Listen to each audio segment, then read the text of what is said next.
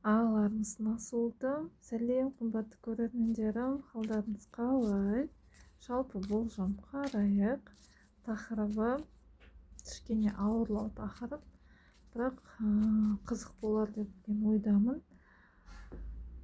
Қыз балаларға да, ер балаларға да ортақ тақырып неге кетіп қалды? Әйеліңіз болса неге кетіп қалды, күйеуіңіз болса неге кетіп қалды, жігітіңіз болса неге кетіп қалды, қызыңыз болса неге кетіп қалды, неге айырылысып кеттіңіздер?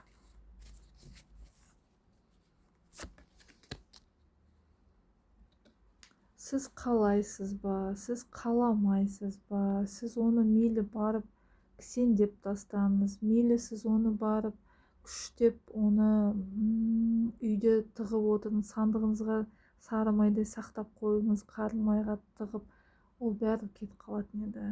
Неге? Өйткені бұл тағдырлық өзгеріс. Сіздің басыңызға, сіздің маңдайыңызға, сіздің пешенеңізге жазылып тұр. Өзгеру керек.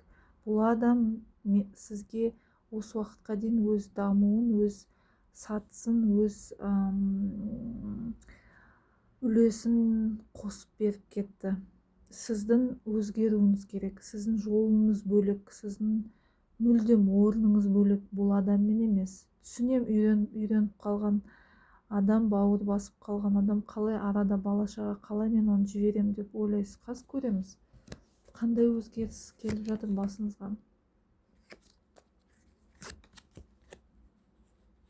Ол бәрі айтып отырмын ғой, тағдырлық емес ол. Ол бәрі кетіп қалатын еді. Мүмкін қайтыс болып кететін бе еді, Құдай салмасын. Оданша тірі жүрсін, бөтенмен ғашық, махаббат, бақытты болса да. Сіздің адамыңыз емес. Сіздің адамыңыз ол қалай өзіңдікі өзегіне тепсе де кетпейді дейді. Өзіңдікі. Біреудікін кісендеп қойсаң да ол қашып кетеді дейді. Ол сіздің адам емес, болды, соны қабылдаңыз.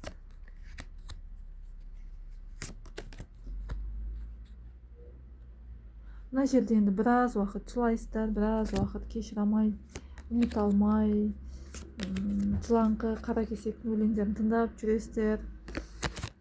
Одан бәрімізден өттік ондайдан. Біраз енді сезімге беріліп, жылап, сықтап. Бірақ содан кейін өз күшіңізге енесіз.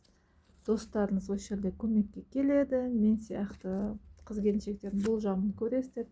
Сөйтесіздер де өз тағдыр жолыңызға түсесіздер. Құдай сізге өзіңіздің өмір жолыңызды ғажап етіп көзіңізді ашып беріп жатқанына алғыс білдіріңіздер.